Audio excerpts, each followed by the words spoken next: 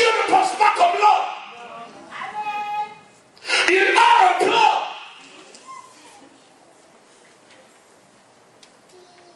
Il aurait pu intervenir et Lazare aurait été soulevé, relevé de sa condition. Mais il attend et n'intervient pas. Il y a un silence dans le ciel. Les gens prient, les gens intercèdent pour Lazare. Et nous pouvons remplacer Lazare par Haïti.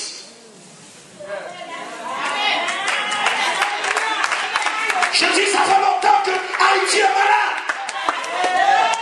On prie Jésus qu'il vienne et qu'il intervienne. Il attend encore. On ne voit pas encore la main de Dieu. Mais Dieu a un plan. Il a un plan. Il a un plan.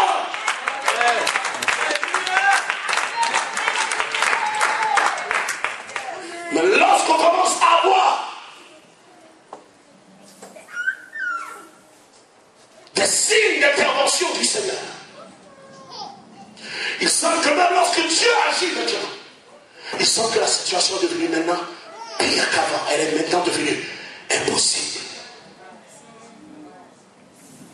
Haïti était malade, maintenant Haïti est mort. Haïti avait une capitale avant, Haïti n'a plus de capitale aujourd'hui. Haïti avait un palais, maintenant il n'y a pas de palais. On voulait restaurer et amener une réforme dans le gouvernement. Maintenant il n'y a pas de palais du tout.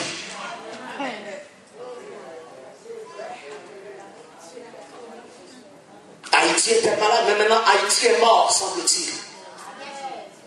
Mais en ce qui concerne Dieu, Haïti dort et va se réveiller. Lorsqu'ils sont venus demander à Jésus de venir, Jésus savait déjà la condition avant qu'on lui dise. Jésus connaît la condition d'Haïti avant nos pleurs, avant nos prières. Il sait déjà que la situation a empiré. Il a dit à ses disciples, Lazare dort parce qu'il sait qu'il va le réveiller. Les disciples n'ont rien compris. La situation était plus grave qu'ils pensaient. Mais le Dieu de solution avait la solution avant le problème. Tout est planifié. On n'a pas toutes les réponses. Une chose qu'on sait, c'est que toutes choses concourent au bien de ceux qui aiment Dieu et qui sont appelés selon son dessein. Oh, il n'y a pas un peuple comme Haïti qui prie comme Haïti. Commence à louer le Seigneur parce qu'il y a un peuple qui aime Dieu en Haïti quand même. Dieu ne laissera pas la nation comme ça. Il y a un plan. L'Haïti est tombé malade. De malade, il est tombé mort. Mais sa résurrection s'en vient. Son relèvement s'en vient.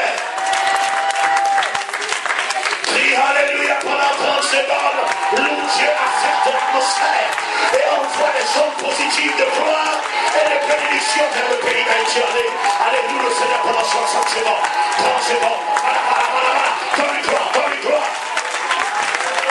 Libère-toi, tu es dans la maison de Dieu. Si tu ne prends pas ta liberté, je ne sais pas où tu vas la prendre.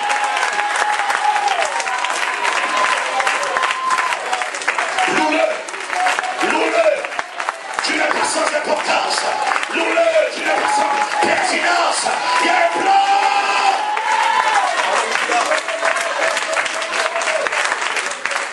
Un plan divin.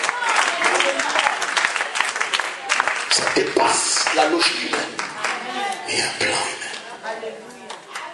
Asseyons-nous dans le nom du Seigneur.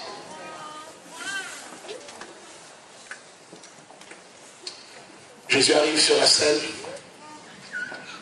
Tout le monde pleure. Tout le monde pleure, tout le monde est découragé. Et Jésus regarde la situation. Il n'est pas affecté jusqu'à ce que celle qui sait comment toucher son cœur se présente devant lui. Marthe est paniquée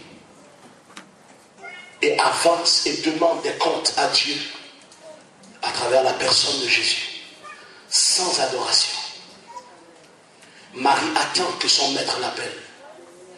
Lorsque le maître l'appelle, elle vient. Et la première chose qu'elle fait avant de blâmer Dieu, avant d'essayer de donner un procès d'intention à Jésus, elle se met à genoux, comme elle a l'habitude de faire, au pied du maître, en position d'adoration. Et au lieu de démontrer de la panique, elle démontre de la tristesse tout en révérence devant celui qu'elle reconnaît comme son maître. À la vue de cette attitude, lorsque Jésus voit les pleurs, la Bible nous dit Jésus était tout ému. Déclare avec moi, il était tout ému. La Bible déclare ceci. Il dit, Rabbi, voici, celui que tu aimes est mort. Lazare que tu aimes est mort. Je vais te dire, Haïtien, que Jésus t'aime. Même si ça ne semble pas paraître, Jésus aime Haïti.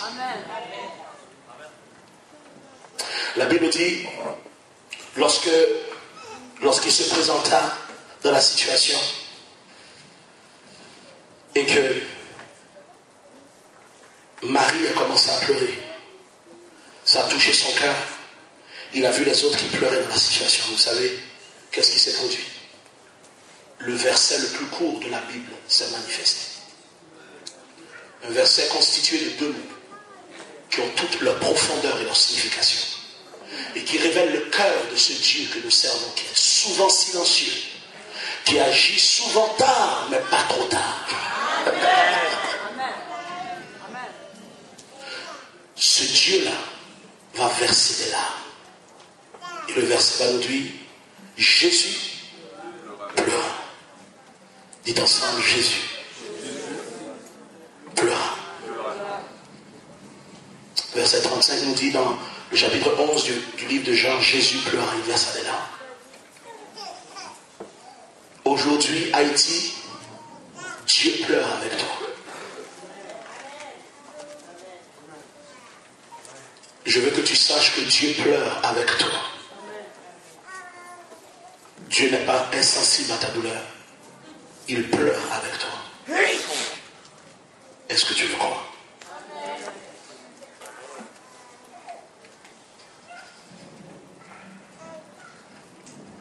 Et lorsque Jésus voit cette circonstance, il lève les mains et il dit, Seigneur, cette maladie n'est point jusqu'à la mort. Ça paraît mort, mais ça ne va pas rester comme ça. Et il va déclarer ceci. Il va déclarer, Lazare sort. Et lorsque le point et le moment appointé est venu, il déclare, Lazare sort. Tout à coup, Lazare est sorti. Et sa vie était évidente pour tous. Sa triomphe hors du tombeau était évident pour tous. Est-ce qu'il y a quelqu'un ici? D'ailleurs, ce sont les autres alentours qui ont été obligés d'aider Lazare à pleinement vivre sa liberté à la vue de cette résurrection. J'ai dit, Haïti sera ressuscité. Le peuple sera ressuscité. La dignité sera ressuscitée. Le respect mondial sera ressuscité. Oh, la gloire de Dieu dans ce pays sera ressuscitée. Nous allons avoir une démocratie, alléluia, qui reflète les valeurs du royaume, et nous prions que cette démocratie soit même affectée glorieusement par la théocratie de Dieu. J'ai dit, Haïti sera restaurée dans le nom de Jésus, et nous déclarons dans le nom de Jésus que le jour vient où ce que la voix de l'Éternel déchirera les cieux au-dessus de cette ville, au-dessus de cette île, au-dessus de cette nation, et déclarera, comme il a déclaré à Lazare, sort, déclarera, Haïti, sors de ta misère, sors de ton humiliation, sors de ta souffrance, sors de ta douleur, déclarera avec moi, Haïti, sors, Haïti, sors, ta destinée, acclamons Jésus bien fort.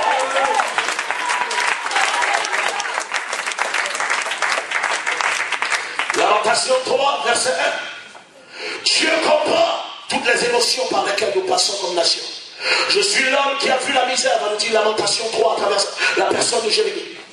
Je suis l'homme qui a vu la misère sous le verge de sa fureur. Il m'a conduit, mené dans les ténèbres et non dans la lumière. Contre moi, il tourne et retourne sa main tout le jour. Il fait dépérir ma chair et ma peau. Il a brisé mes os, il a bâti autour de moi. Il m'a environné de poison et de douleur. Il est en train de parler de Dieu. Il me fait habiter dans les ténèbres comme ceux qui sont morts dès longtemps. Il m'a entouré de murs pour que je ne sorte pas. Il m'a donné de pesantes chair